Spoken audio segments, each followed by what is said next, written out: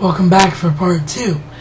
The other thing, of course, that Ridley Scott is so good at, and what Blade Runner does better than just about any film on the planet that he's done that illustrates this, is the ability to not only create great visuals, but to create extremely multifaceted and truly deeply layered personalities in his characters. And it's never more evident than in 3 characters, which we are going to focus on here in this short little 10-minute time frame that we have. The first is Rachel, who the actress playing her, the name escapes me right now at the moment. I do sincerely apologize for that, but I don't have my DVD set in front of me. But she is such an interesting character because, as Rick Deckard learns, she is part of a new race of replicants who is not aware that she is in fact a replicant. The Tyrell Corporation, in particular Dr. Tyrell himself, have placed memories inside these replicants that are from other people. In the case of Rachel, she has Tyrell's niece, and supposedly she's the only one of this new race of replicants, and we're not supposed to think anything of it. But does it actually work that way? Well, we'll get into that in a moment. But Rachel is such a brilliantly played and well fleshed out character. You really feel for her, and the sense that she's now learned that she is a replicant and her memories are not her own, and she basically turns to Deckard and falls in love with him because she knows that he is her only hope of survival, and he is the only one that can understand her because he's been hunting replicants all of his life.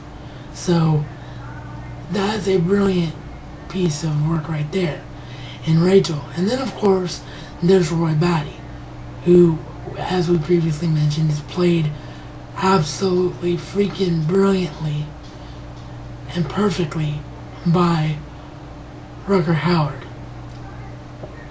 Rutger Hauer as Roy Batty creates, in my opinion, the greatest cinematic villain of all time, next to Heath Ledger's Joker. And before Heath Ledger's Joker was created, there was, of course, the Roy Batty character.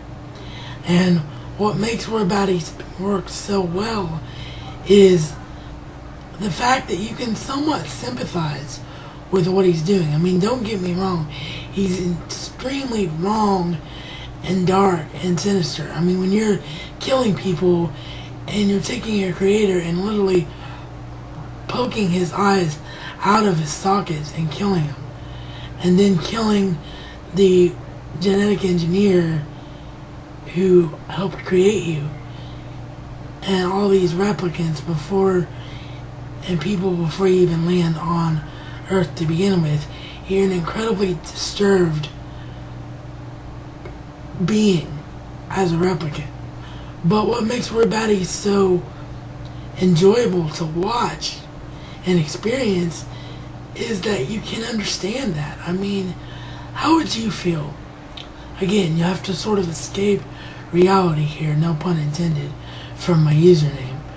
But you have to sort of escape reality here and put yourself in the shoes of this world and this universe, and the fact that there could be super intelligent, near human-like beings. And how would you feel if you were in fact one of those beings and you learned that you only had a 4-year lifespan because they thought that you were going to go beyond your programming? Would you not feel like you were worthless? Would you not feel like you should not exist? And would you not want revenge for being put in that kind of situation? Am I condoning it? No, because Roy Batty takes it way too far. But I do believe that it is understandable.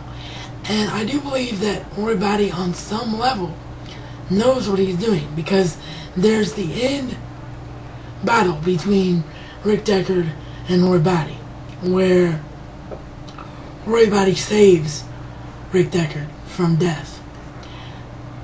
And he basically has come to terms with his own humanity, or what replicants know as humanity, because he's reached his inception date. And he has one of the most powerful quotes in the history of cinema, which is, I've remembered and seen so many things, and all of these memories will be lost in time, like tears in the rain. And that, to me, is what Roy Batty is as a character, who Roy Batty is as a character, and what this film is as a whole. It's what Ridley Scott was trying to portray in the film, and it's just absolutely brilliant. Can't say enough about Roy Batty.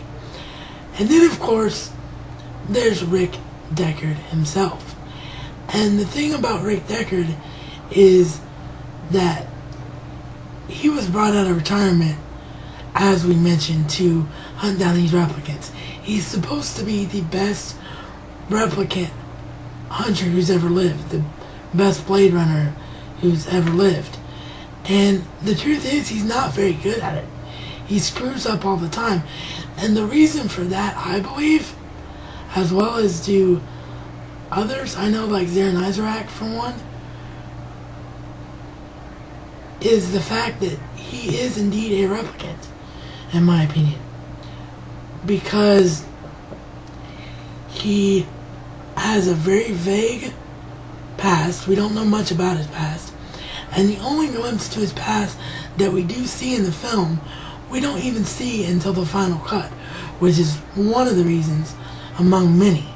I'm not going to talk about the changes or anything between cuts here, because we are short on time due to the fact that we don't have a partnership on this channel. But one of the reasons that the final cut is definitely the cut to watch is because there's a scene in there where Rick Deckard sees a unicorn. And, it's running through a field. It's just, a memory or a dream that he's having. And then later on, he is finding pictures of a replicant that he's hunting, of all the memories that this replicant has. And he sees inside the home of Edward James Olmos' character, who was a cop who is, of course, recruiting the Blade Runners throughout the film. He is in his home and he sees a unicorn there. So it's almost like Edward James Olmos' character, the reason I'm saying the character is because I can't remember the character's name. Again, it's so hard, even though you've seen a film 100 times, it's a bit hard when you haven't just got done seeing it, or don't have the DVD in your hand for reference, and I explain why I don't. But it's almost like he's trying to tell Deckard that without telling him. And then, of course, there's a line at the very end of the movie about Rachel when he says, "It's a shame she won't live." But then again, who does? So, in my opinion, Deckard is a replicant. I know that Zarin Isaac, who is making his Cigarette Burns debut right after me in 48 hours time, will probably be getting more into that than I was able to, because I had some other things that I wanted to say. But there is mountains and mountains of evidence to Deckard being a replicant, and if I can ever come back to this film, I think that I will get more into it. But all in all, Blade Runner, 2 thumbs up, 5 stars, whatever you want to call it. Absolutely, without one shred of a doubt, one of the greatest sci-fi films, and not just sci-fi, but films in general ever made. See the final cut if you haven't seen this film, and just enjoy it, because it is truly a life-changingly enjoyable experience. With that, I'll be back next time for another The Cigarette Burns review, Razman style.